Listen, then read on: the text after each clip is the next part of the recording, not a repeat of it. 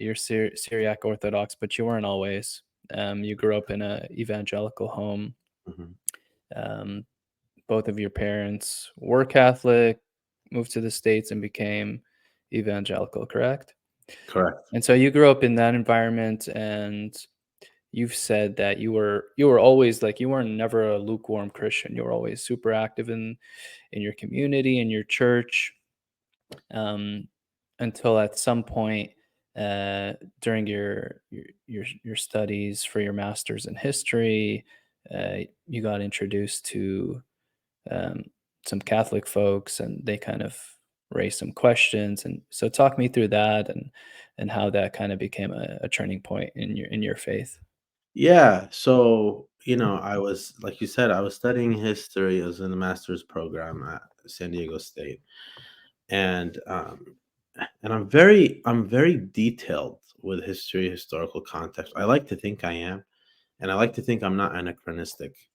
So, and it never occurred to me that the thing that was like most important in my life, so I thought my faith, I didn't study the history of. Like I just kind of took it and assumed that's how it was.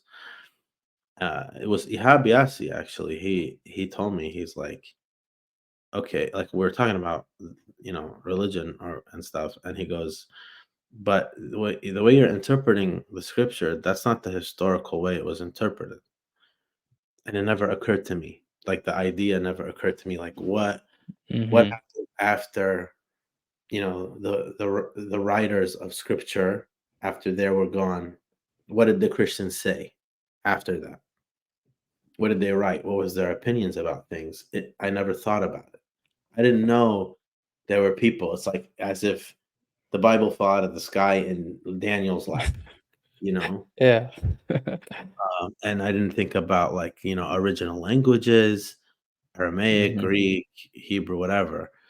So then I got into it, and my hypothesis was, there had to have been some corruption along the way, and that's why Protestants are right. So, or evangelicals. So I I'm reading the first century, Ignatius, Didache, Clement, and all right away I'm like, I'm in trouble. This is different than what I believe immediately. Yeah.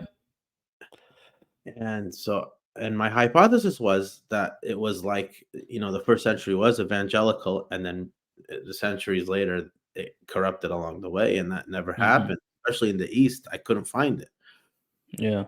Um, so yeah, Do you think if you weren't studying history at that time and had that kind of uh, framework, that you would have gone down the same path? I don't think so, because if you don't kind of, for me, the way I am, I have to care about something to kind of do that, to put in the work for that. Hmm. And it just so happened that God had mercy on me and let me like history, so that Yeah. I could look into that, so that I could be a part of his church. But for people who, let's say, they're not so much into the humanities or whatever, they would have to shift their they'd have to like find reasons to motivate themselves to do that. Yeah. Whereas for me, It's it's like it shapes my worldview. it sounds so simple though when you talk about, how you had these very basic questions that you never even thought about. Once you did a very preliminary review of the history, you were like, "Oh my gosh, everything I kind of believe is wrong."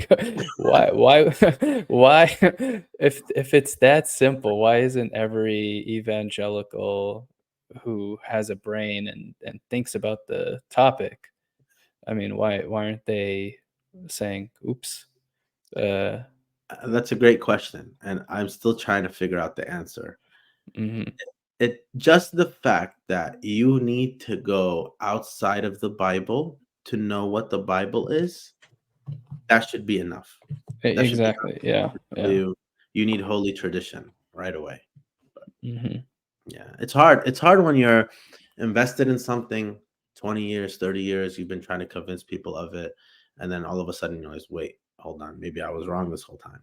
It's hard to kind of yeah, stop worshiping in front of a mirror. It's hard. yeah, it becomes a I part was of in your the identity. Mhm, Yeah, I was in denial for 2 years. The first 2 years I was doing the research, I was in denial, and then eventually, I was like, "If I love Jesus, and I know Jesus is giving me his body and blood somewhere on earth, then I have to go. I have to Mhm. go to that place." So that was really, like, the breaking point is when I kinda was like, "Okay, I don't know about the rest of the stuff. I'm not there yet, but I know Mhm. for sure that the Eucharist is real." So that was enough for Yeah. me.